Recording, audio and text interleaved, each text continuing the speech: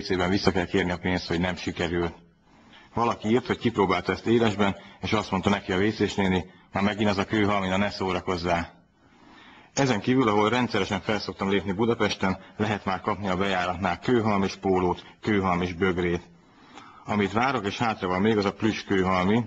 Az annyit tudna, hogy ahogy leveszed a szemüvegét, elalszik, mint az igazi, és akárhogy fésül a haját, visszaáll. Ez itt egy újabb nyári lehalászás, amit ma én fogok konferálni. Vannak, akik ilyenkor politizálnak, kihasználva minden adódó 2 percet, hogy szerezzenek maguknak néhány újabb ellenséget. Én rendszerint visszaélek azzal, hogy megkaparintottam a mikrofont, és számomra fontos kérdésekben intézek felhívásokat a lakossághoz.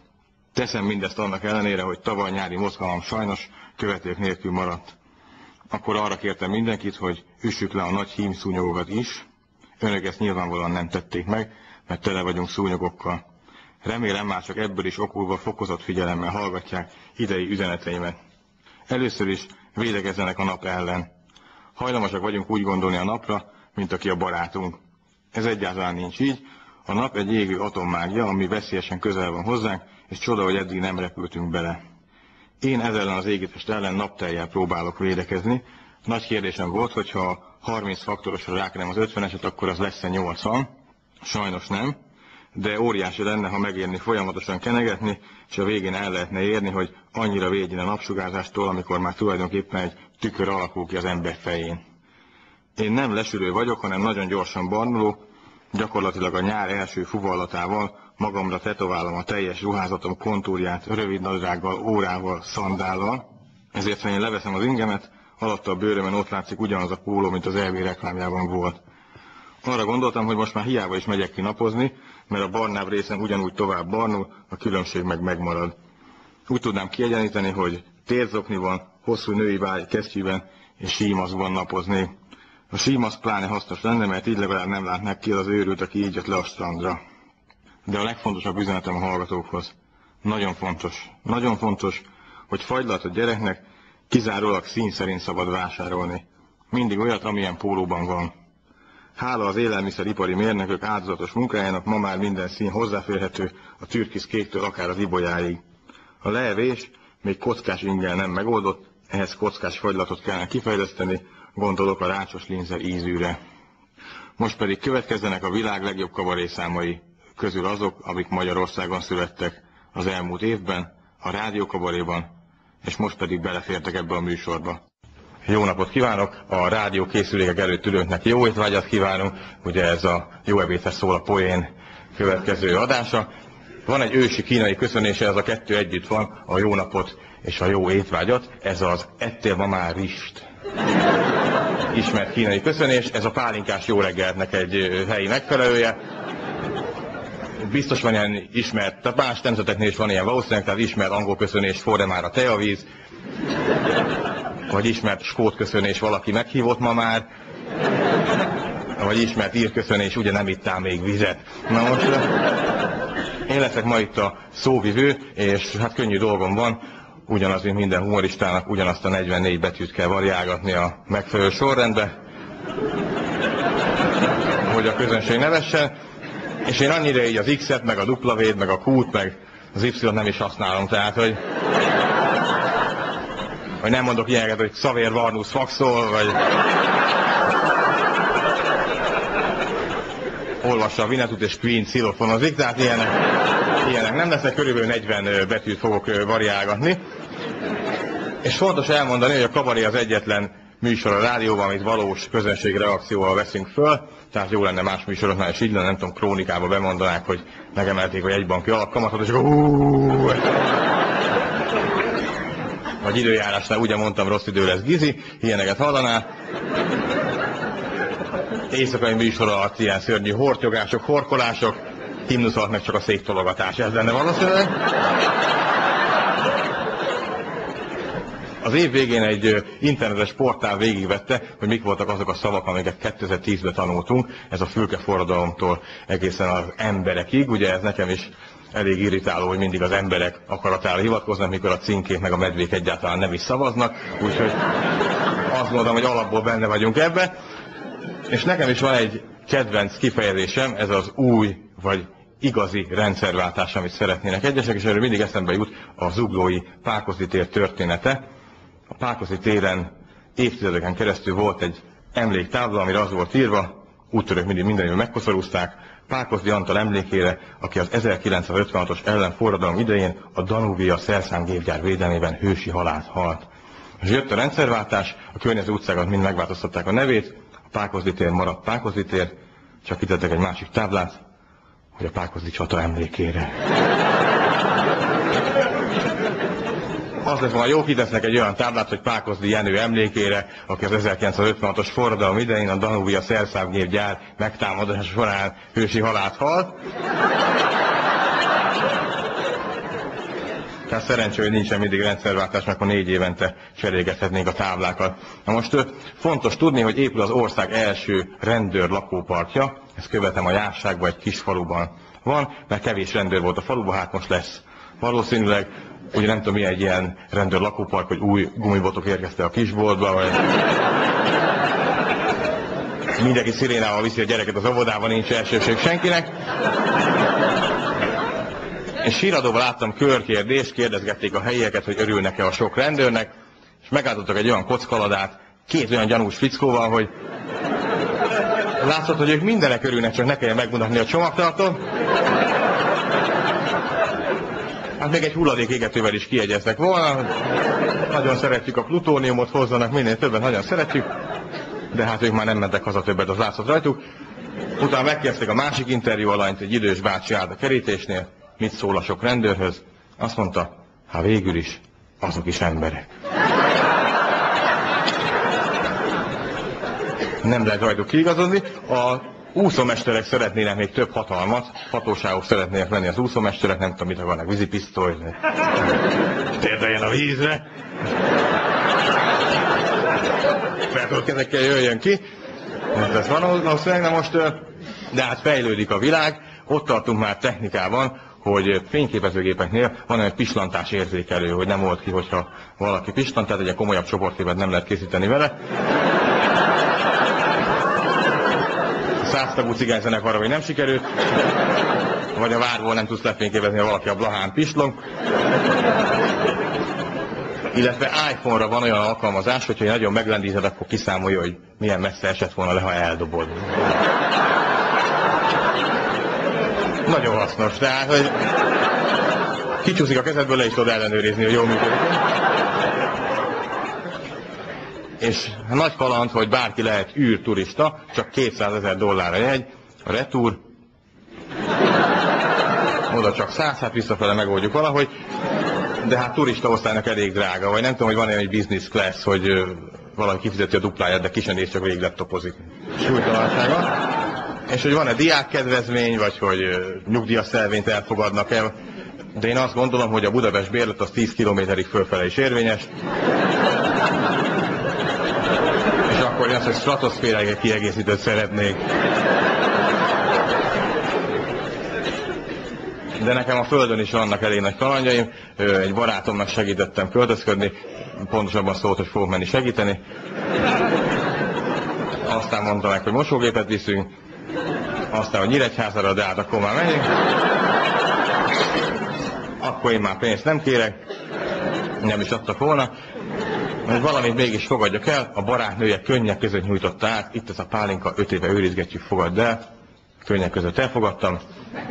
Elindultam, haverom telefonál, hogy azért annyira ne örüljél, azt a pálinkát én 5 éve megittem és feltöltöttem vízre. Ilyen, amikor egy napig cipekedsz egy üveg 5 éves fosatvízért,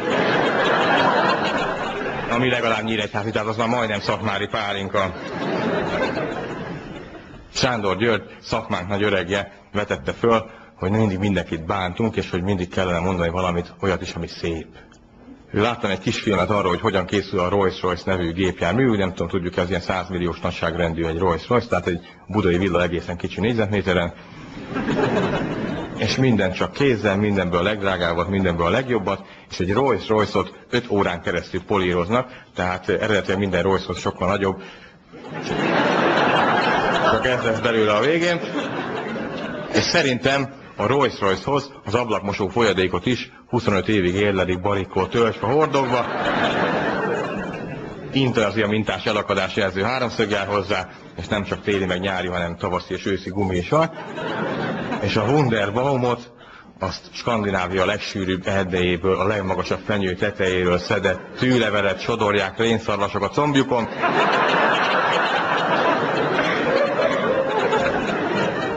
És a vonóhorogra a teniszlabdát maga Federer rakja rá mindegyikre.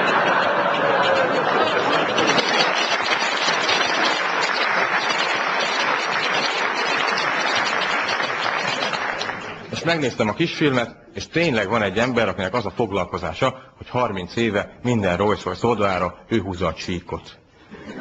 Egy ecsettel, minden segédeszköz használata nélkül. Tehát nem az, hogy robotot nem használ, vonalazót se használ hozzá, és ez szerintem szép. Nem tudom, mi van az a Rolls-Royce, amikor így tüsszent, de hát azt beszúzzák valószínűleg, és állnak kint az emberek a gyár előtt, hogy nincs valami elrontott Rolls-Royce, amit csak kidobnának.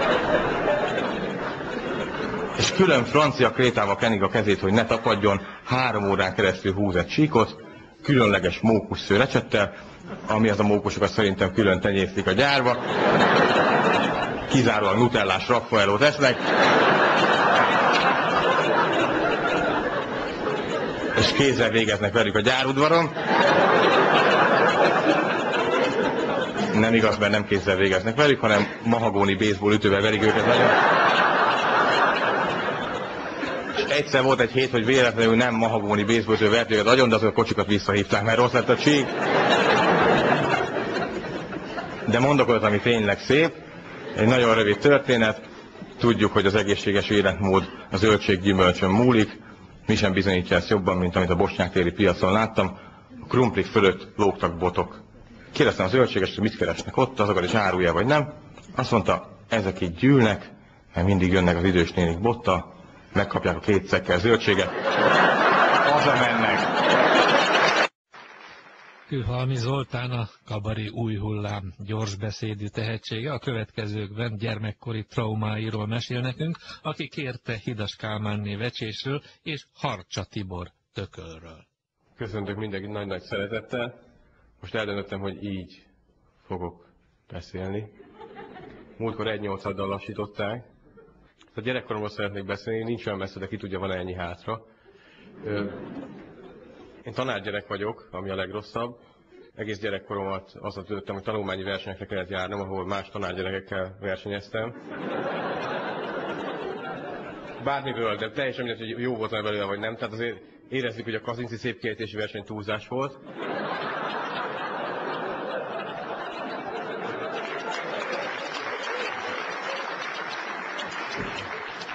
De mivel 3 tanárgyerek volt az iskolában, és az első 3-at díjazták, mindig mentem a Városira. És hát nem volt olyan könyv, amiben ne lett volna beírva, hogy miért kaptam. Akkor a szüleim azt gondolták, hogy a jó jegy, ez alapján lehet érvényesülni az iskolába, de nem így van.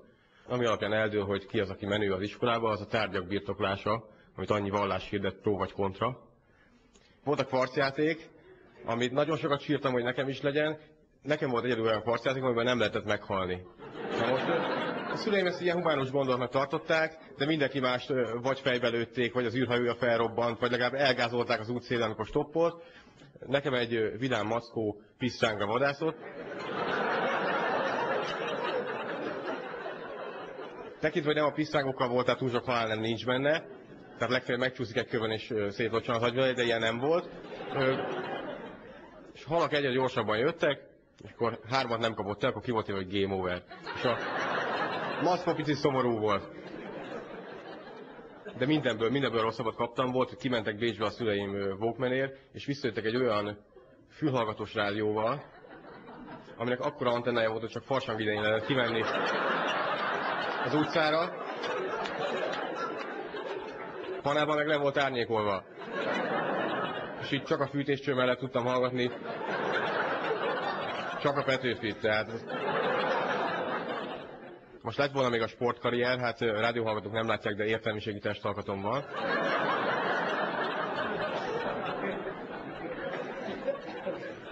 Általános iskolában még mindig tartom a negatív rekordot kislavadobásból. -3 méterrel. Tehát azzal lendülettel, hogy meghúztam, hátrament, és 3 próbálkozásban nem bírtam megfejelni. Hát én sakkozni jártam, az nem annyira erős. Anyámmal jártam sakkozni Miska bácsihoz Szentesre. Miska bácsi lényegében a sakkozás Cigány Györgye volt. Tehát ugyanannak a néhány embernek biztosított minden hétvégén sakkozási lehetőséget, vele született korbácsony kabátjába tartózkodott. És mindig ugyanazok, tehát ahogy Cigány Györgynél is ez aki kérdez Cigány György, aki válaszol 30 éve ugyanazok. Tehát,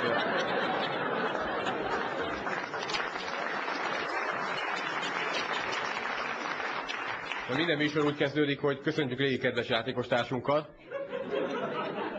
És mindig tudják, ez nagyon fölidegesít, mert minden délben hallgatjuk, és már tudja, tehát azt is megmondja, ki vezényelt, mert kitalálja, milyen névnap van, és én akarok lenni az első, aki bekerül, de nem tudja. Ez már egy büszkeséggel töltene el. És az lenne, bármit mondanak, azt mondom, Briszki, Korszakov, Sehrezádi a tenger. Ez a leghosszabb, amit ismerek. Na most Miska bácsi ugyanannak a 8 gyereknek játszott körmérkőzés minden hétvégén, és ez Szentesen az úttörőházban zajlott, ahol egyszer találkoztam a folyosón egy vállig begipszelt karú sráccal, és azt kezdte, hogy te is az ügyes kezek szakkörre jöttél? A Miska bácsihoz jártam. Egy nagy sport van még Szentesen, a Vursliba, ez csak Szentesen van, úgyhogy ez egy ismeretterjesztő jellegű információ. A horgászat, amiben nincsen víz. Ez úgy néz ki, hogy van egy paraván, kartonlap, amire felfestették a hullámokat. Ezzel a víz lényegét megkapták, úgy érzik. És mögé dobsz egy pecsabotot, és ott hangsúlyozom egy dolgozó, 20 forintért ráakarsz egy 10 forintos csokoládét. Hát egy olyan zsákban macskól a véletlent is kiiktatták, úgyhogy... Én nagyon szerettem ezt a játékot, apám annyira nem, aki erre a 20 forintot biztosította. És volt egy osztálytársam, aki a legkisebb volt a tornasorba, a Zsolti, azóta már rendőr. Hangsúlyozom, ez nem rendőr vicc, ez szentesi történet. Most a Zsoltit úgy képzeljük el, hogy mint a Sóbert Norbi, amikor már nem kövér, de még rendőr.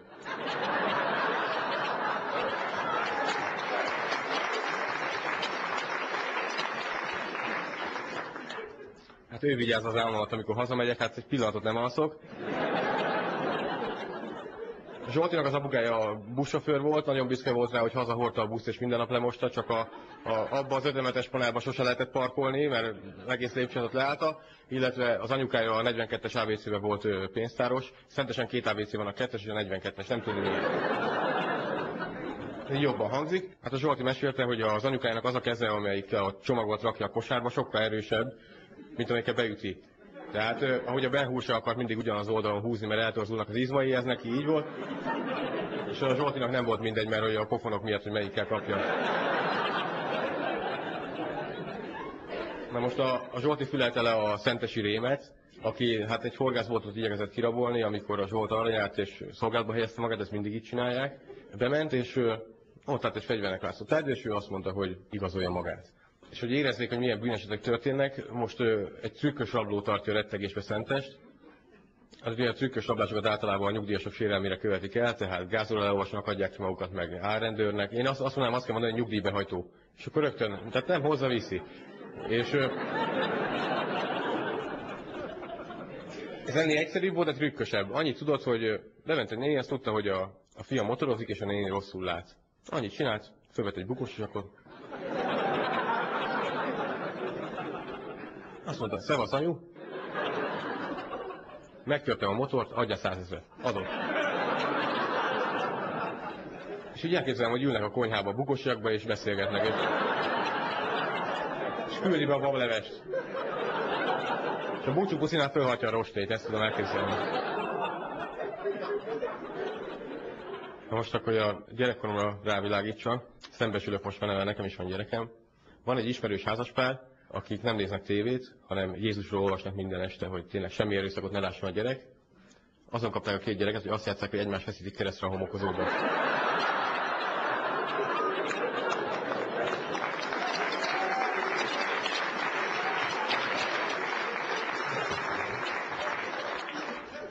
És hát ami a gyermeki lelket megvilágítja a legjobban, Kossuth Rádióban hallottam, Csukás István nyilatkozta, hogy pompom szerintem nem létezik. De most ez azért problémás, mert ő írta, tehát ő tud írni a gyerekeknek, csak nem érti.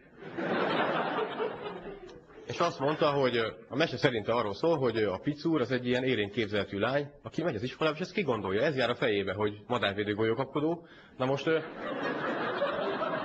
most Picúr szerintem nem élénk képzeletű, hanem konkrétan skizofrén, vagy szociopata, tehát beszél a sapka minden reggel. Tehát érzi, hogy a fejéből jönnek, csak azt gondolja, hogy föntebbről a hangok. Ott kezdődik egy fején hord egy együttes kifordított bundakesztyűt. Hát rosszabb esetben szóvestőpemzlit. És úgy nem véletlenül nem kíséri el soha senki. Tehát, hogy van egy ilyen távolságtartása az osztálytársakkal, megy a bolondlány az iskolába, és az iskolát soha nem látjuk, tehát, hogy ott őrzik, vagy csak foglalkoztatják, nem tudjuk. Tehát, hogy...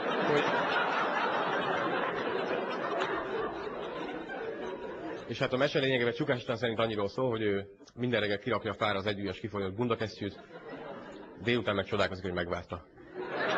Köszönöm a figyelmet!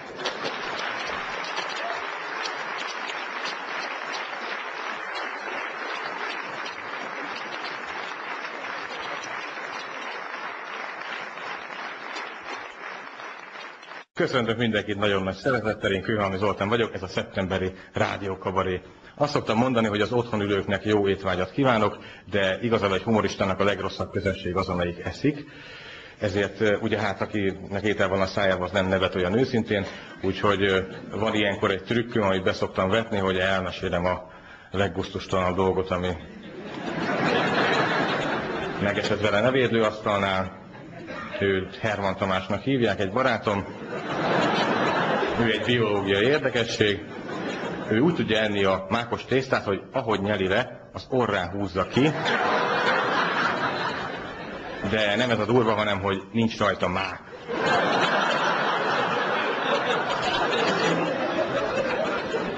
Most, hogy a hallgatók is velünk vannak, belefogni a konferálásba. Fontos elmondani, hogy nagy felelősség a szóvivőjé, de kell mindig mondani, és valamit fontos, hogy legyen a kabaréba üzenet. Én megkérdeztem a feleségemet, hogy mi legyen az. Azt mondta, hogy legyenek az emberek türelmesek egymással, és soha ne adják fel a reményt. Üzenet is megvolt.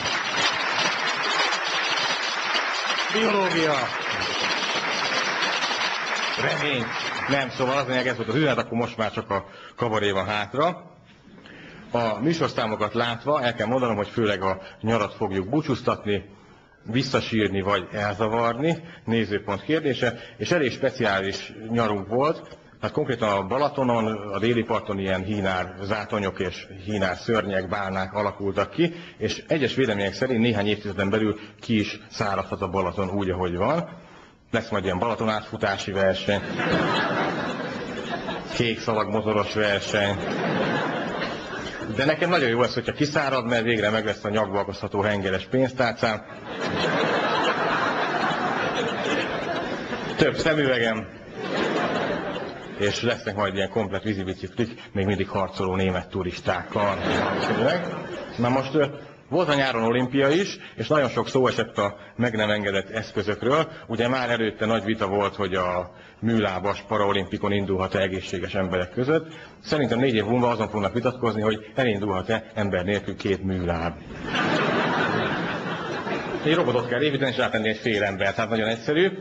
Azóta pedig a dopingról szól minden, többektől már visszavették az élményt dopingolás miatt, és azt mondják, hogy hát az élményt azt nem vehetik el tőlük, és én ezért szeretnék tartani egy érem visszavevő ünnepséget. Az úgy néz ki, hogy fordítva játsszák le a himnuszt, és be kell állni egy gödörbe. És utána a szakosztályvezető egy bársonypárnáról a nyakába akaszt egy táblát dopingoltan. De egyébként nem tudom, miket lehet még visszavenni, ugye Kossuth díjat nem tudom, vissza lehet-e venni, vagy úgy lehetne megoldani, kapni kell mellé egy másikat, az érdemtelen művész. Illetve egy-egy rosszabb film után vissza lehetne venni az Oscart, az milyen jó lenne. Tudnék kitől visszavenni, a kéznyomát a járdán meg, hogy felöntik cementtel. Ezt tudom elképzelni. Itthon viszont nagyon sok vita volt róla, hogy megengedett eszköz lesz a választói regisztráció, micsoda átkötés volt, el nem képzelik, mennyit dolgoztam ezen. Szóval választói regisztráció, nem tudjuk, hogy lesz-e vagy nem lesz. Hát nem szeretném a demagógia húrjait pengetni, de csöndbe tenném hozzá, hogy milyen szerencse, hogy a miniszterelnök úr levelei nem kell előre regisztrálni senkinek. nem tudunk róla lemaradni. És nekem ez kicsit olyan, mint hogy a bankban, amikor befelejteszed a pénzt, akkor nem kérnek semmit. Amikor kifele veszed, akkor kell az igazolvány, meg a nyilatkozat, meg az új lenyomat, de izgalmasabb lenne a választás, hogyha bevezetnék, hogy minden körzetben az első regisztráló nyer. Szóval az a lényeg, hogy engem sokan olvasott embernek is gondolnak, ezt a szemüveg teszi. Én a magyar órán is csak ebből éltem. De volt, hogy a szemüveg miatt számítástechnikusnak néztek. Az jó volt, álltam sorba egy hivatalba, és szóltak, hogy csináljam meg a gépet. Gondolom, hogy poénból szétszedem nekik, aztán végén mondom, ez még nekem sem megy. Ezek a mai gépek. Vagy elmegyek alkatrészért, csak mondja, hogy milyen gép volt. No, és hát én nagyon sokáig nem is olvastam semmit, csak aztán egy nyáron elromlott a tévénk. Az volt a hiba jelenség, magától kikapcsolt néha, és elvittük apámmal az Orion Service-be, nem tudom kinek vannak emlékei, hogyan dolgoztak ők ott. Hát apám egy türelmes ember, egy olyan 2 hét után telefonált rájuk, hogy mi a helyzet a készülékkel, és azt mondták, hogy figyelik. Kis természettudósok voltak, figyelték. Csak ugye egy kémcsővel sokkal unalmasabb figyelni, mint egy tévét. Apám meg figyelte otthon a falat, fizette az előfizetési díjat, és egy újabb 2 hét után pattant el benne valami. És mint Michael Douglas az összeomlásba, rájuk rúgta az ajtót, és amíg sakba tartotta őket, én visszaraboltam a saját tévénken. Apám egyébként nagyon nagy dumás, nem túl romantikus alkat. Megtaláltam az érettségi tablóképét, amit anyámnak adott szerelmi zálogul. Az van ráírva, ez van, ezt kell szeretni.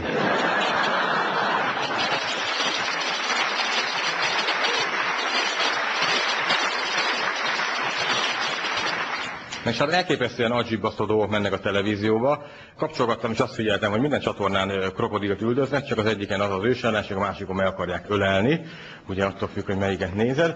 Olyan van már, vettünk a gyereknek biciklit, és ahhoz kaptunk tájékoztató DVD-t. Biciklihez. Hát nem mertem még megnézni, de várom a pillanatot, mikor fogok annyira unatkozni, hogy mondom azt, hogy csinálják kukoricát, aztán berakom a bringát. És van ez a duma, hogy én csak sportcsatornát nézek meg, én meg csak ismeretterjesztő csatornát nézek, mint hogy ez valamilyen intellektuális magaslat lenne, és nem lenne tele az is mindenféle hülyeséggel. Most olyat láttam már a Spektrumon, hogy van ember, akinek az a hobbija, hogy UFO-vadász. Hát az szerintem még a horgászatnál is unalmasabb lehet. Mindig megy haza, ma se volt semmi. Nem jönnek.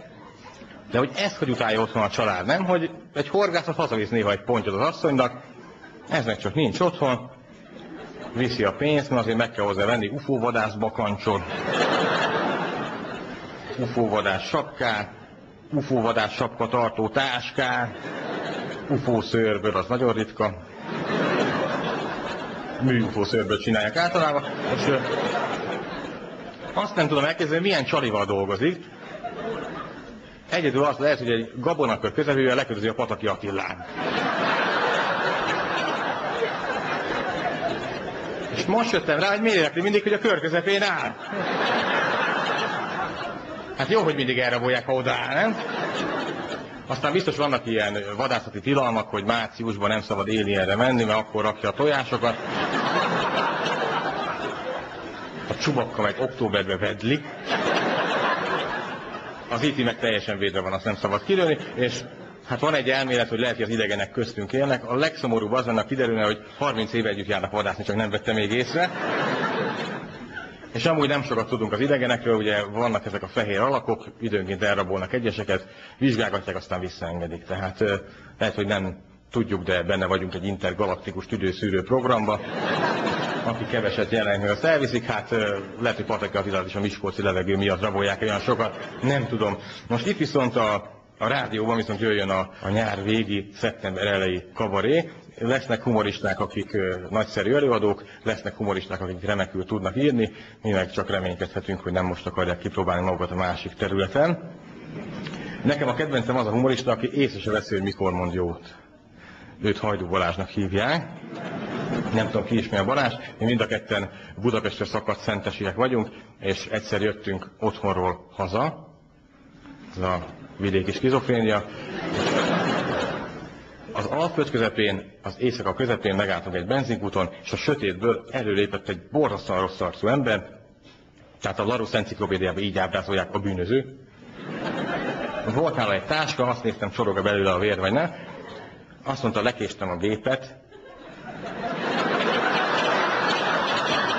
Az Alföld közepén milyen gép volt, az Combine?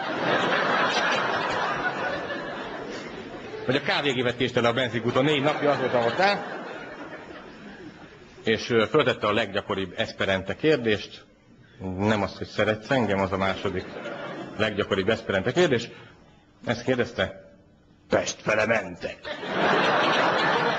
Egy olyan úton, ahol vagy Pest fel lehet menni, vagy nem. Ez a két lehetőség van. Nem akartuk fölvenni, és Balázs úgy vágta ki magát, nem tudom, nem én vezettek.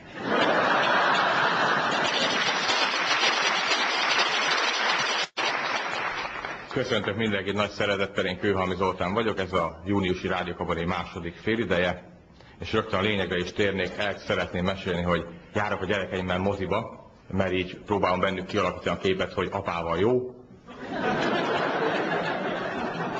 Hát úgy apával vagy és jó, akkor ez lassan már úgy kialakul, tehát hogy akkor már úgy tűnik, hogy apa paktogtatta a kukoricát, meg a digitális trükköket is ő csinálta, tehát hogy apával jó. Ezt főleg az elvált apukák szokták csinálni, de én mindenre készülök már. És hát apa meg úgy van vele, hogy kibírja azt a másfél órát ilyen neonsörényi pónikból, hát majd nem néz oda. Meg hát annak idején feleségemmel is végig tudtam ülni a Titanicot, ami hát egy büntetés volt. Szó szerint büntetés volt, mert előtte én elvittem az Alien 4 című filmre. Úgy, hogy ő addig egy Alien sem látott. Most nem akarok neki reklámot csinálni, nem tudom, ki látta ki, ilyen szörnyes film, de ha valaki nem látta az Alient, ne a 4-jel kezdje. A 21. percben van, amikor már Alien gyilkol meg Alient, én akkor sziszentem fel először, de a feleségem sokkot kapott, és azt mondta, hogy mivel Alien 4, én ezért 4 romantikus filmmel jövök neki. Hát nagyon jó, nem a piszkos 12-t néztük, ami... Azt se láttam még, de már nem is fogja. És hát a Titanicot néztük meg, de az olyan hosszú, hogy az 2-t ért. De azt mondanám, hogy hát sokkal hosszabb, mint amilyen jó. Viszont pont olyan romantikus, mint amilyen hosszú, tehát hogy a Titanic gyakorlatilag a romantikus filmek Alienje. Egy ilyen nagyon sűrű koncentrátum. Na most ebből indulok ki, ha gyerekkel megyek moziba akkor is. Hát a legelején nagyon elszúrtam, mert amikor először volt 4 napig csak velem, anyja nélkül, mondom, menjünk el moziba, apával jó. Megnéztük a Bambi 2 című filmet, pontosan csak meg akartuk nézni, mert 1 perc után kapott zokogó rohamot. A Bambi 2 úgy kezdődik, hogy a jeges zivatarba áll a szarvasapuka meg a kis Bambi. Szarvas annyit mond, anyád nem jöhet többet, meghalt. Még 3 napig én voltam a gyerekkel és zokogott. És hát azóta én nagyon megválogatom, hogy mit nézzünk. Na most az alapelvem az, hogy semmi erőszak, de tényleg semmi erőszak. A számítógépes játékokra is mondják, olyan agresszívá teszik az embert, hát én csak olyat engedek nekik, hogy így egérrel lehet színezgetni a pillangót, szülői felügyelettel, de én nagyon ideges tudok lenni a mellékattintanak. Hát akkor meg már a lába nem lila, nem érted, hogy nem lila? És akkor meg már őt ütöm, mert ő van ott. Mondjuk én meg a Tom és Jerryn nőttem föl, attól is nagyon féltettek bennünket, hát azóta is úgy viszonylag kevés ember fejére ejtettem bowlinggolyót vasalódeszkáról, meg úgy senkinek nem cseppésztem dinamit rudat a szendvicsébe. Mondjuk az egereket gyűlölöm nagyon, meg így meg tudok állni a levegőbe, meg ha futni kell, úgy indulok előtt, hogy így lendítem a lábamat, és akkor úgy, de az erőszak az nem.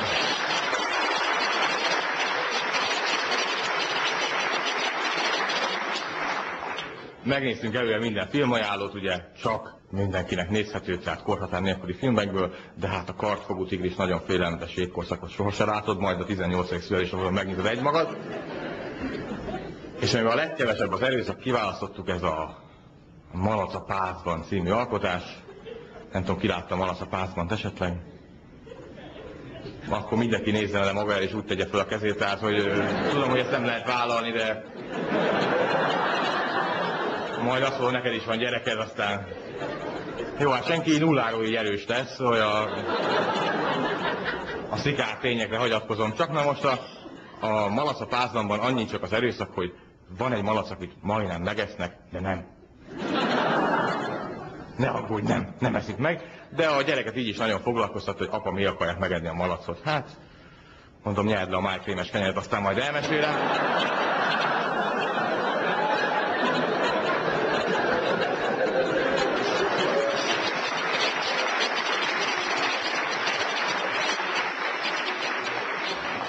Nem mutatnám be az egész hűtőt, de úgy vannak malacok, akiket megesznek, de ezt nem fogják. Mert van egy kis barátja, a pók. Mert egy ilyen mese. Nagyon népszerű angol mese, állítok ezen nőtt fel az egész brit birodalom, hát ez utólag sok mindent megmagyarázta, hogy miért ott virágzott ki az abszurd humor. A kis barátja, a pók, az üzeneteket sző a hálójába az embereknek, hogy ne egyék meg a malacot, mert ez egy jó malac. Hát innen már csak egy lépés a varázslatos paradicsom leves, hogy így nyúlnál bele a kanállal, és betűtésztából írják, hogy tegyél vissza a hűtőbe. Fiatal vagyok még, tényleg. Vigyél vissza a természetbe, élnek, az öntsél rá a palántákra, nem tudom.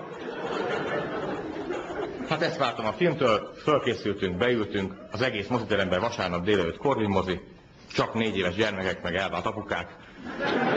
Meg én. Csak hát nem számoltunk a filmajánlókkal. Ők meg nem számoltak velünk. És csak ilyen 32 éven felülieknek filmek, tehát inkább azt mondanám 72 éven felülieknek, hogy aki már így legalább egy világháborút átélt, azt tudja elviselni. Hát ilyen bácsik égnek az utcán, meg úgy kivégzések, miért van a bácsi denevérnek öltözem élő mindenkit fejbe.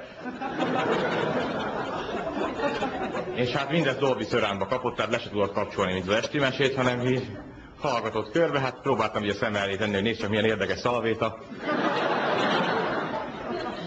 És végül amellett döntöttem, hogy így egybe letakarom a szemét meg a fülét, meg akkor már száját is, és mint egy ilyen, így a koala fára, így beleültem az arcába. És akkor gondoltam rá először, lehet, hogy a malac mégsem éri túl. És hogy eleve milyen kétértelmű volt ez, hogy malac a pálcban.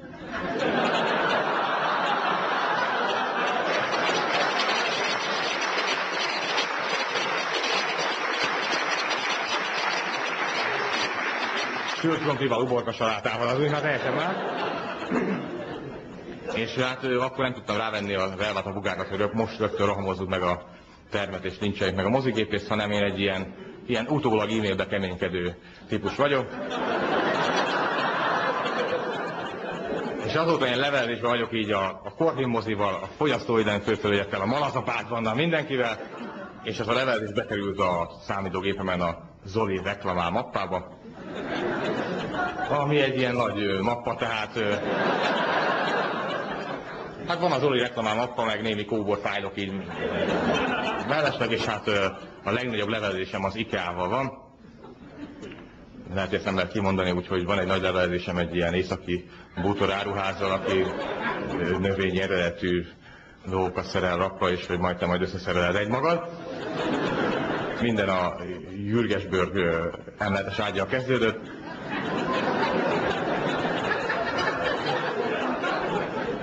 Amit hát megvettem, és le van, nincs is leírva, csak így le van rajzolva egy ilyen vidám menümanó, aki egyetlen menümanó, aki nem szívja meg, vagy nem rak össze semmit, és akkor úgy mosolyog rajta, és le van rajzolva a kis szegecs, a kis kalapács, és mellé van írva, szorozva 275-tel. Csak úgy oda lopták, de az nem volt rárajzolva, hogy egyszer se fog belemenni, tehát hogy abba 275-ször fogja visítva újra fúrni az egészet. És úgy éreztem, hogy megadom a kegyelemdet, és nekik is írok egy levelet. Nagyon szépen felépített levél volt, tehát úgy indult, hogy a tegnapi napomat a Jürgesborg emeletes ágy összeszerelésével töltöttem, és ahogy területi képviselőjük írta, nagyon sok új és kreatív élményben volt részem. És így ment fölfelé, egy egyre erősebb lett. Név szerint mondjátok meg, hogy ki tervezte, hogy név szerint tudjam szídni. Amúgy is otthon szórakozzatok. Elküldtem, 3 napig vártam a válaszlevelet, megjött, az volt beleírva. Köszönjük, hogy érdeklődtél termékeink iránt. Nem érdeklődtem, infarktust akartam kapni. Köszönöm szépen. Köszöntök mindenki nagyon nagy szeretettel. Missziós céllal egy éve mesélem, hogy nem dohányzom, most van egy éve, hogy nem dohányzom, volt tortám is. Rá akartam tenni egy égő cigarettát, hogy azt úgy beérintem, de nem engedte a feleségem meggyalázni a tortát, most már tortáról kell leszoknom, ezt szeretném mondani. És nyugaton már ott tartanak, Hollandiában van ez, hogy semmilyen nyilvános helyen nem szabad dohányozni, köztük a kávéshopokban sem, ahol marihuánát meg lehet szívni, tehát rendes cigarettát meg nem, ott úgy hívják, hogy mentes cigaretta valószínűleg. Ülnek a szagos füstbe és adják a szimfóniát át az asztal alatt, és rendőrt hívnak, mert dohányszagot éreznek. És jön a rendőr, hogy mi folyik itt, csak hüveszgetünk, biztos úr. Az majd az őrsön kiderül a tüdőszűrőnél. Na és most nagyon népszerűek ezek a skandináv krimik, és amilyen a skandináv morál, nem tudom, hogy miről szólhatnak, tehát valószínűleg ott van ilyen, hogy a tiltott helyen dohányzó fantom, illetve a évszázad bűntényel nem vitték vissza időre a kölcsön biciklit. Egyébként olvastam skandináv krimit, pont olyan, mint egy Agatha Christie regény, csak így az óbetűk át vannak átlósan húzva. És elég hamar megvan a gyilkos, mert csak a sírész nyomokat kell követni a hóba. Még az eszkimó krimit nem tudom, hogy milyen lehet, tehát ott 400 oldal az, amíg odaér a rendőrség és vége van, úgyhogy ez a eszkimó krimi. Na hát ennyit mondtam volna előjáróban, de én ide a szeptemberi kabaréba, mint iskolakezdő apuka vagyok beidézve, kislányom most kezdi az iskolát, és hát nem tudja, hogy mire vállalkozik. Ez olyan, mint gyerekkoromban láttam egy vonaton egy asszonyt a lányával, először ment az asszony a nyugati pályaudvarra, és azt kérdezte, melyik oldalon lesz az állomás. Ami egy teljesen normális kérdés, amíg nem láttam a nyugati pályaudvart. De nem is ez a lényeg, hanem megvettünk a gyereknek mindent, tehát csak piros pontokat nem lehet a Tesco-ba kapni, de szerintem lesz majd ilyen akció, hogy 40 piros pont 10 fekete csomagba olcsóbb. És azt mondom, hogy rendszerek jönnek, mennek, de ami nem változik, az a tanszer csomag, és abban is van egy állócsillag, a kék-piros korongok, kartondobozba dobógockát imitálva, az gyakorlatilag azt kell, hogy mondjam, soha nem használtuk semmire. Nem tudom, van-e valakinek emléke? Gyakorlatilag érintetlenül le tudtam volna venni a polcról, így odaadni a gyereknek, de megkapta a sajátját. Na most ez, én 26 éve voltam első, és azóta nem változik, tehát ez olyan, mint a derékszög, ezt nem lehet tovább fejleszteni.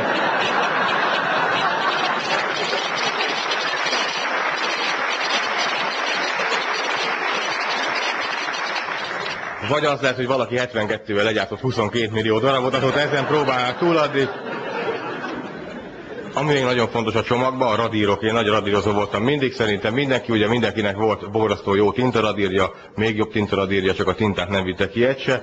Tehát gyakorlatilag papírradír volt. Ennyi erővel fel is gyújthattad volna az egészet rögtön.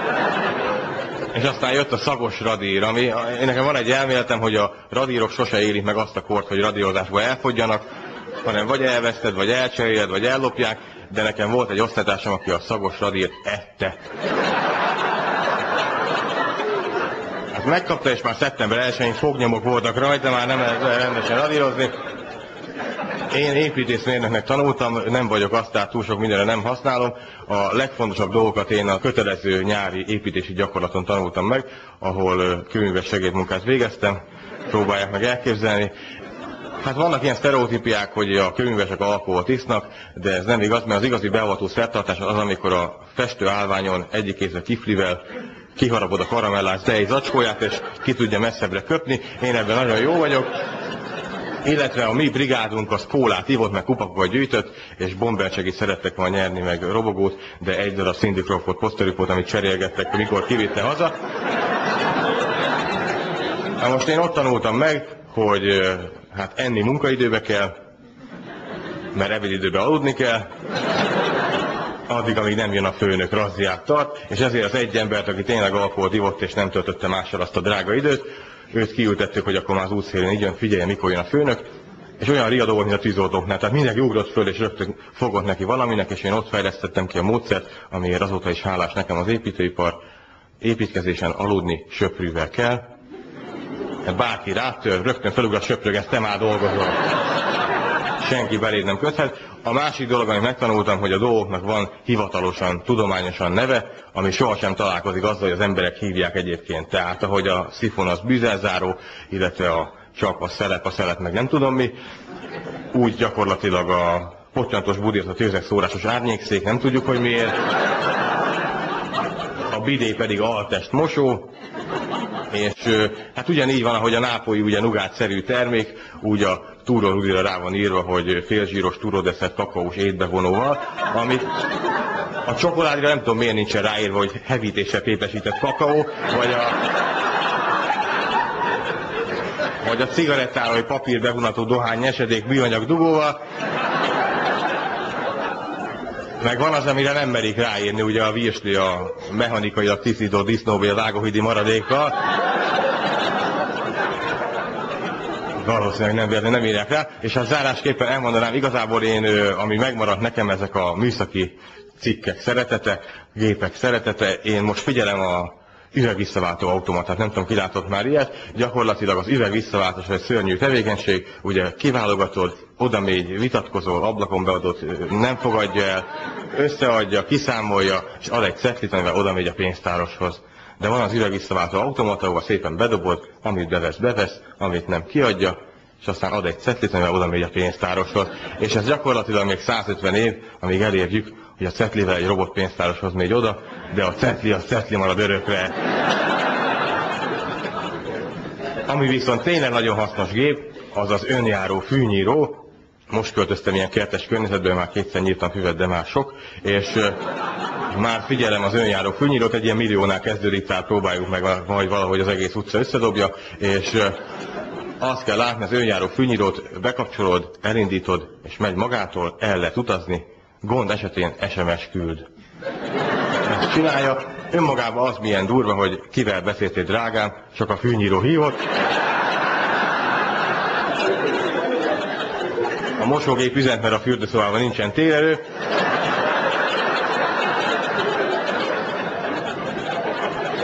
De két nagy hátulütője van. Az egyik, hogyha nyitva vagy a kertkaput, akkor végignyírja a városligetet úgy, hogy föl se hív. A másik pedig, hogyha egyszer lemerül a telefonod és elalszol a fűbe, végigmegy rajtad is. Köszönöm szépen a figyelmet! Fogadják szeretettel! Nyúlvalni!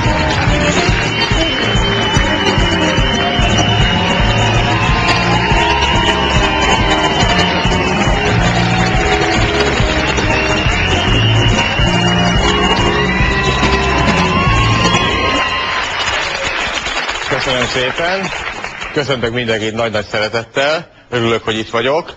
A héten voltam fellépni az egészségügyi minisztérium farsangján, még mindig a hatása alatt vagyok. Tehát voltak olyan titkárnők, akik vizitdíj automatának öltöztek. Na most, ami még fontos, hogy hát járnak a kombinó villamosok. Ezt sajnos már Avaboton nem élhette meg, tehát a Control 2 elején már nem ő fog beszélni. Hanem van most egy utódja, Antal Attilának hívják, nem tudom ki ismeri, de az egészen biztos, hogy ezek ABC sorrendben mennek.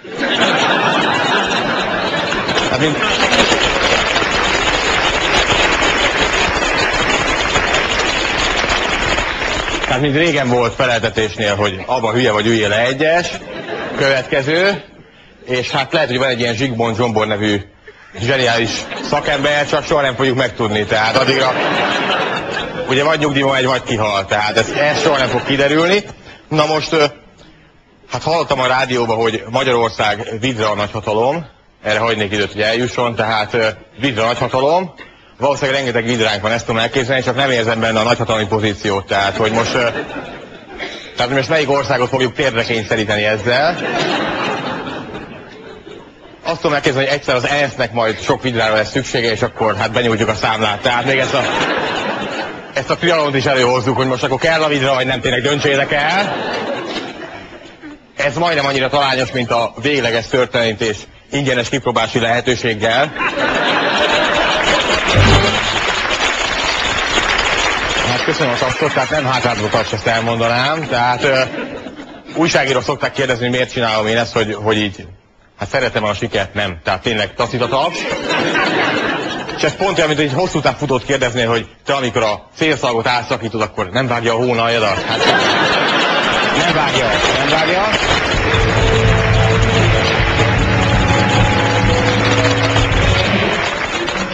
Na most tovább gyűrűzik ez a madárinfluenza probléma. Én meg vagyok róla győződve, hogy az első emberről emberre átterjedő vírus az a Niels Holgerssonnak a szervezetében fog kifejlődni. Egyszer megfázik, vége a világnak, tehát mire hazaér, senki nem érdekel, hol jártál, hanem a kert végében egy szívlapáttal agyonverik. Na most, hát voltak olyan rajzfilmek, amiket már akkor sem értettem, amikor gyerek voltam. A Csukás István nyilatkozta a Kossuth Rádióban, hogy a pompom szerinte nem létezik.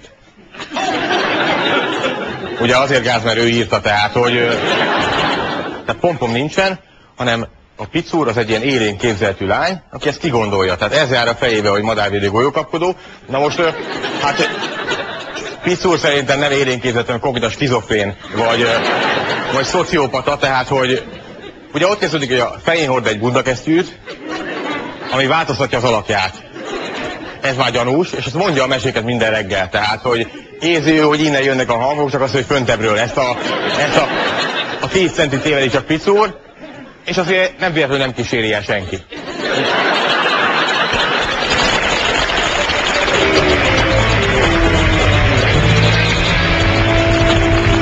Hát, hogy van egy ilyen kis távolságtartás osztálytársakkal, hogy te Picúr szaladj előre, tényleg majd mi is beérünk nulladikra valahogy, és az iskolát soha nem látjuk, tehát hogy őt ott foglalkoztatják-e, vagy csak őrzik, az nem derül ki. Szerintem, ha beér, az már egy jó pont. És hát a mese annyiról szól, hogy megy a bolondvány a kisegítő iskolába. Jönnek a lázálók megint a sapkából. Arra nem térnék ki, hogy édermester mit összelem halucináltat a sok ragasztó között a cipőüzletbe. Hát az több sorozatra elég volt. És hát a mese Csukás István szerint annyiról szól, hogy Picúr megérkezik az iskolába, minden reggel kiteszi a fára az együgyes bundakesztyűt, délután meg csodálkozik, hogy megvárta.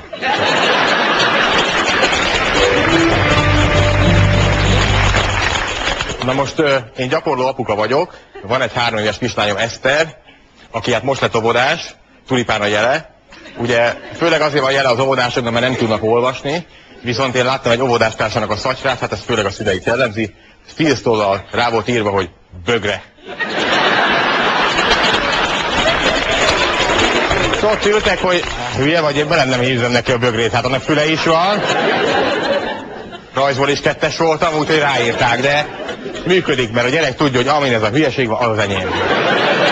Ugye mi a jelet? Fixrax. Hát ezt tudnám mondani. Na most a gyerek annyira szociális, hogy egymaga igényli a sorakozót. Tehát azt mondom neki, hogy tényleg öltöz már, vedd a kabátot, semmit nem csinál. Azt mondom, süni csoport sorakozó, kabátot táskám abban a pillanatban így áll. És, de egymaga is nagyon jól el van, mert az a kedvenc játéka, hogy megy a nagyszüleihez Szentesre vonattal. Rendkívül sok csomaggal beül a szekrénybe és magára rántja a kupéajtót. És ugye a Szolnok fele megy, akkor bennül 3 óráig. Addig én elporszívozgatok. Amúgy, hát Kiskunfélegyházán van egy átszállás, az egy másik szekrény, de... Egészen elképesztő apukákkal tudok találkozni így apukaként. Ugye járjunk játszótérre, van ez a nem tudom ki ismeri játszótéren, EU-konform játszótér, hinták alatt van ez a gumivasbeton, ez divat most. Tehát, hogy ugyanúgy szétlocsan a gyerekfej, csak visszapattan, ez az, ami egy pozitívó. Na most van az a típusú apuka, aki öltön, nyakendő, headsetbe öltözve áll a homokozó szélében, ő nem megy be, nem piszkolja össze magán. És párhuzamosan egy igazgatósági ülésen van. És az a jó, amikor ez a két világ összekeveredik neki, és azt mondja gyereknek, hogy te javaslom, hogy ne húzza fedre a gödröt. Ott elindul valami, tehát oda kell menni és lehúzni. Tehát így, hogy vessük össze a többiek eredményeivel, vagy valami, ne kell húzni. Na most ennél egy rosszabb van, az apuka, aki megválaszolja a kérdéseket. Ezt nem szabad csinálni. Nálam a gyerek abban a korban, hogy kérdez, meg telefonálgat, mert eléri, és hát főleg taxikat hív, mert ez az 111, 222, 33, ez mind taxi. Már többször csavartam ki a kezéből a telefont, hogy üvöltenek vele, hogy most hát tényleg van meg hova küldjen. Ő meg elénekli, hogy Télpó itt van. Tehát, kérdez a gyerek, nem szabad válaszolni. Tehát, hogyha állnátok egy kirakatnál, elkezded mondani, hogy ez is egy tévé, meg az is, kirakat, kész, megyünk tovább, el van intézve. Ez a legbiztosabb ösvény, és azt mondom, hogy ha legelején el tudod hitetni vele, hogy apuka nem hal, akkor már egy boldog 70 éved, ahogy le tudsz élni egy életed.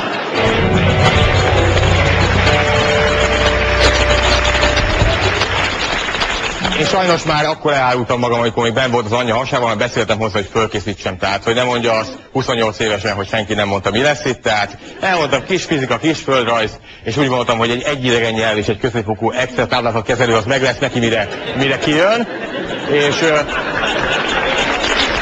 de ahhoz én sem értek. És hát apásszülés volt, ahol szintén elárultam magam. Annyit mondanék, a Mérei Binét gyermeklélektan szakkönyvből tudom, hogy van egy afrikai törzs, ahol úgy megy az apásszülés, hogy a férfi nem mehet be a sátorba, kint várakozik, viszont kötnek a herére egy madzagot, aminek a vége az asszonynál van, és húzza ott a fáj. Ez egy picit átélhetőbb, mint hogy ott zöldköpenyben azt a 30 000 leszurkolott, tehát ez egy picit több, és egyben valószínűleg születésszabályozás is. Hogy nem biztos, hogy válasz még egy gyereket, ha nincsenek heréid egészen konkrétan.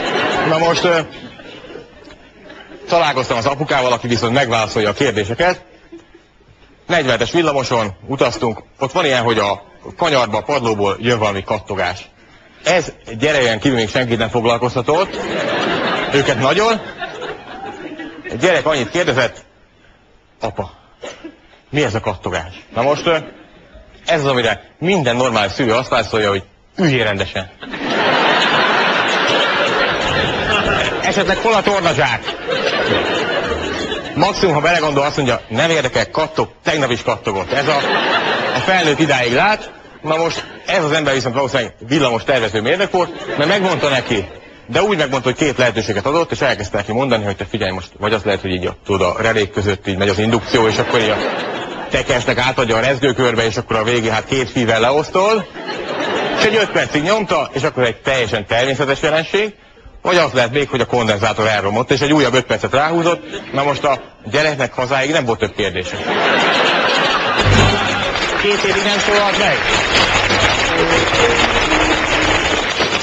El kell mondanom, voltak emésztési problémáim. Nem hiszem, hogy ez bárkit annyira érdekelne, de ha igen, itt leszek még, úgyhogy utána megbeszéljük. Voltam vele orvosnál, azt mondta, hogy hát talán reggelizek és talán műzlit. Hát ezzel több probléma van. Egyrészt én egy 29 éve nem reggelizek, mert minden nap a születés fájdalmával ébredek, és át is érem az egész törzsfejlődést, de úgy, hogy a zigóta állapottól jövök, amikor a feleségem fölébesz, akkor vagyok a csalánzóknál, és a 2 kávéval erőltetem el magam, hogy az emlősökig, de azért az mégis csak egy szint, és hát nem tudja megtanulni, hogy csak megválaszolandó kérdést ne tegyél föl, és hát mire felébredtem volna, már össze is vesztünk, nem tudni, hogy miért, és apuka egy maga sétálni megy, úgyhogy ez szokott lenni, tehát nem nagyon reggelizek.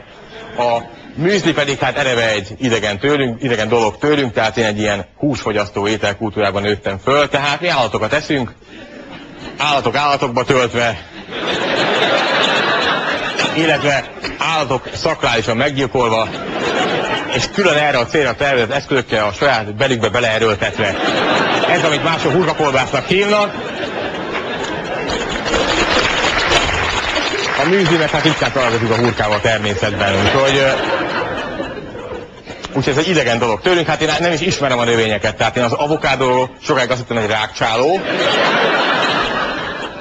A feleségem viszont úgy főz, hogy a répa indokatlan használata. Tehát, hogyha eljönné hozzánk enni, és valami mellett nem látsz répát, az töltve lesz vele az egészen biztos. Tehát, hogy elő fog az még bukkanni. De mondta az orvos tényleg, hogy egyet műzlit, elmentem a boltba, gondoltam, azt fölismerem, de nem, túlmentem, hiba volt. Tehát nem is műzlit vásároltam, hanem ez a gyermeknek gyártott ipari hulladék csokoládéval leöntve. Ismerjük ezeket, ugye volt rajta egy kutya, ami azt teszi, hogy benne van és jó neki. Úgy hívják, nem tudom, hogy ő a csokapic, vagy amit eszik, ezt nem fogjuk megtudni. Na most ez az, ami nyújt valamit, tehát adnak hozzá egy fröccsöntött tárgyat, vagy tényleg valami, és azt mondja nekem a doboz a 3. polcról, ajándék szuperpajzsal, gyűjts össze mind a 12. A dobozt megfogod, kihajtod, az egy erőd, egy vár. Ki ezt nem érti meg, nem tud tovább jönni. Úgyhogy ezt fogadjuk el. Egy vár, ami a tied, és jó. Na most legyen kitől megvédeni, adnak hozzá egy gonosz, fölcsöntött katonát, úgy hívják, hogy Vladek. Nem tudjuk, hogy miért, Vladek. Dobozra is rá volt írva, Vladek visszajött. Azért mit csinált, nem tudok, hogy nem reggeliztem, tehát az egy idegen terület számomra, visszajött, és most gonosz, de ugye megtámadja a várat, de úgy gonosz, ahogy kiveszed a dobozból, hogy miért nem támadta, amíg benne volt. Több országon keresztül szállították, addig nem érdekelte, tehát a Vladek szobahőmérsékleten gonosz, ennyit mondani. Most jön a lényeg, a szuperpajzsal lőni lehet. Ez a pajzsok több ezer éves történetében nem fordult még elő, ezzel lehet lőni, nagyon nehéz, nagyon nagy sérülést okoz. Megjött a gyerek, akit hát én egy ilyen aggódó apuka vagyok, tehát én egy banánhéjjel el tudom képzelni, hogy megöli magát. Meg is tudná egyébként, és amikor kicsi volt, kiraktuk az erkére, akkor azon paráztam, hogy megeszik a varjuk, mert nagyobbak voltak és nézték.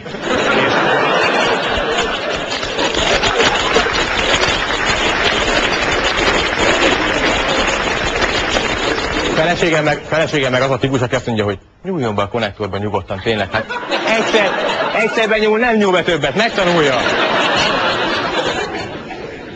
Megjött a gyerek, mondtam neki, Vladek visszajött, de ez ne érdekeljen.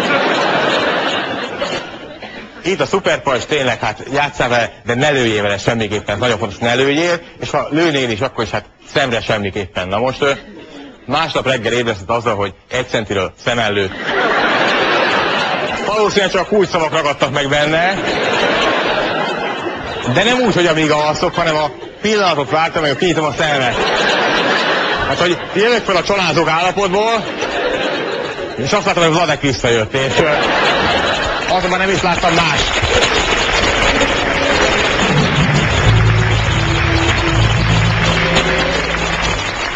Vettem neki kisvakondos könyvet, nagyon szép ajándéknak tűnt, kisvakont reggeltől estig ez volt ráírva, ezt csak a kóla cégvállalta idáig magára ezt a szlogent, hogy mindig, tehát hogyha nem, ha szeretnék kólát inni, vagy a haverok átjöttek, dögölj meg mindig, így az mindenkinek. Erre nem érjünk rá, így el, és kisvakont reggeltől estig egy napját mutatja be, hát kisvakont föl kell, fogatmos, málnásszüreten, nem tudjuk miért, és filcből van a kisvakon minden oldalon, meg lehet simogatni. Gyerek egy nap alatt lekapta a filcet mindegyikről, tehát a beleit akarta látni, hogy vajon hogy működik a vakon. Egyet hagyott meg a kisvakon, de alszik, mert az ott ül mellette Vladekkal, és várja, hogy szemellője. Úgyhogy egy dolgot mondanék még el, a gyerekről azt kell tudni, hogy egy retro gyerek, egyrészt mert anyám félrerakta a ruháimat,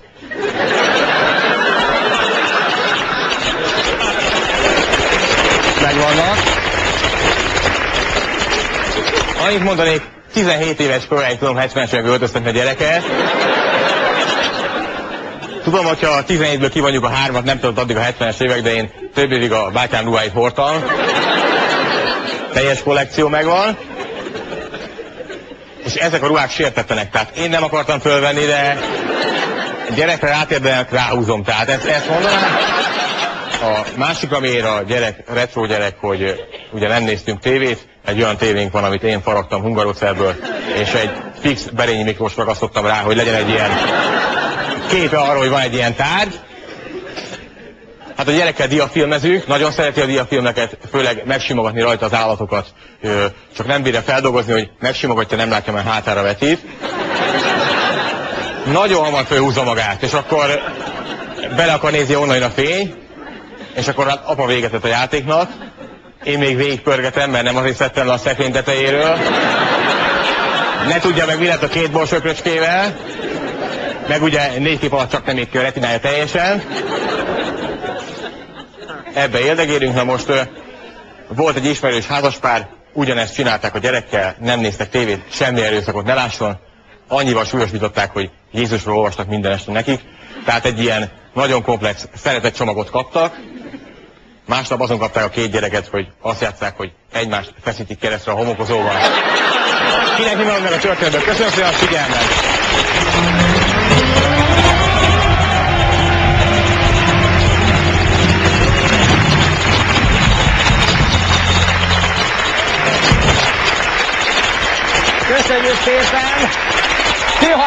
reklámát látták, most némi reklámkövet. Házigazdának lenni nagyon szép és nehéz feladat. Én egyszer megszálltam egy családi panzióban Manyi néninél, a Villa Kingbe. Éjszaka érkeztem, és hát se villa nem volt, se King. Viszont úgy nézett ki, mint a Pszichóba a Bates Motel. Néhány betű lefordulva a feliratból, és hát Manyi néni nyitott ajtót, vagy a fia beöltözve, ezt nem tudjuk. Fel volt kötve a keze, és annyit mondott, vigyázzon, nincs korlát. Mutatom az utat. És elindult, és még egyszer leesett. Tehát még egyszer megmutatja, nem lesz kitől elkérni a panaszkönyvet. Én egyébként utazó fellépő vagyok, nagyon sok helyen megszálltam már, és mindig lenyűgözött a szállodai szobáknak a felszereltsége, a tárgyak, amivel arra készültek, hogy nekem otthonosabbá tegyék azt az egy éjszakát, amit ott töltök. Ami mindig van, hajháló, fürdősapka, varrókészlet és biblia. Hát, hogy nem tudom, volt-e már olyan, hogy valakinek elfelejtették, és akkor letelefonált a recepcióra, hogy haló, nincs biblia a szobában. Azonnal csináljanak valamit. És amit viszont még nem voltam olyan pontján a bolygónak, ahol lett volna a szállodában fogkrém mondjuk. Arra nem gondolnak, sőt a fogkrémet el is veszik a repülőtéren. Tehát egy nagy összeesküvés sejtek a háttérben, amivel benne van a Vatikánnak a keze. Hát, úgy gondolják, hogy hát úgyse tudok fogat mosni, akkor nem megyek sehova, itthon maradok, varrogatok, aztán olvasgatom a Bibliát. Viszont éttermekben is vannak ezek a házias konyhák, amit eleve nem értek, mert én azért megyek el otthonról, hogy ne azt tegyem, amit otthon. Tehát milyen lenne egy étlap, amit úgy főznek, mint én? Virsli, tejbegríz, virsli, tejbegríz. És az ilyen helyeken rendszerint kockásabb rossz van, muskátli, és egyre gyakrabban látom, hogy kitesznek dekorációnak ilyen régi eszközöket, mágdarálót, habverőt, vasalót. Ezt is azért csinálják szerintem, hogy még jobban a nagyanyádnál érezd magad. Még nem tudom, az én nagyanyámnak el voltak rakva a cuccai. Volt neki szekrénye, meg mondjuk ha így van, akkor nem tudom, miért nem tesznek ki gyógyszert, meg pókhálót, ágyat, amire nem szabad ráülni, kihúzhatatlan fiók, képkeret sarkába a kis igazolványkép az unokáról, megszáradt kocka cukor, és azt lenne az igazán házias, hogy mindenkinek puszit kéne adni. És a postásod süteményezik a sarokba, és a pincér úgy köszönne el, hogy alig ettetek.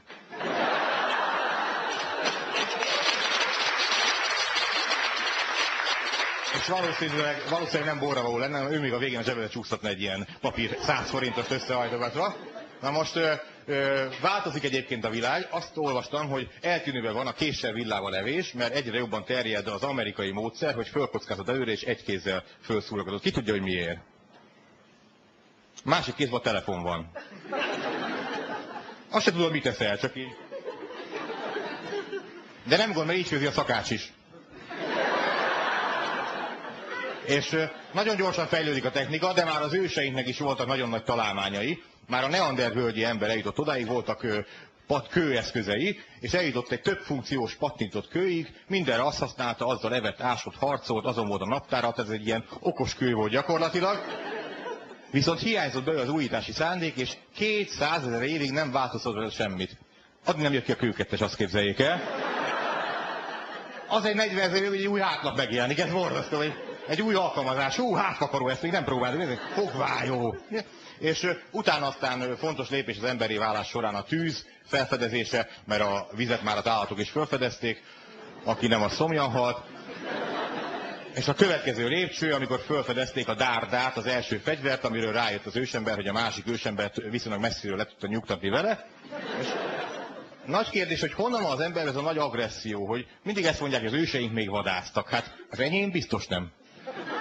Az enyém az benn volt a barlangban, és próbálta kidumálni, hogy ő is kapjon valahogy a mamutból. Biztos ott is volt valami elméleti szakember, nem? Aki csak a munkavédelmi oktatást tartott ezeknek a lándzsás fickóknak. Tehát lett ezek a barlangrajzok, ilyen korai PowerPoint prezentációk. Tüzet ne nyalogasd. Röpülő dárdában ne nézd bele. Viszont hát a beszéd is nagyon fontos, és mint tudjuk, a szó is veszélyes fegyver. Nagyon fontos például tudni, hogy mit mondhatunk egy nőnek, meg mit nem. Én mindig belefutok a legrosszabbat. Tehát olyanokat mondok, ami nem szabad. Hogy egyszer például megkezdtem egy lánytól, hogy mikor szül, és kiderült, hogy nem. Nem szül.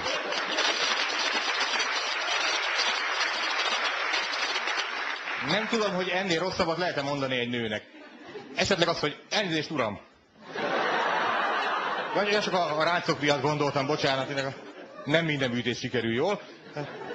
De hát jobb a jusz teszi. Úgyhogy ezeket mind nem szabad mondani, viszont nem tudom, észrevették-e már, hogy a szavaknak megvan az érzelmi töltete, akkor is ugye nem is tudjuk, hogy mit jelentenek. Tehát mondjuk ott vannak az idegen pénznemek, hogy az ukrán pénz, a hrivnya, az nekem úgy hangzik, mint egy sértés. Én nem örülnék, valaki azt mondaná, hogy te hrivnya. Mert az, hogy te kis zlotyi, az még úgy belefér. Az én vagyok, ő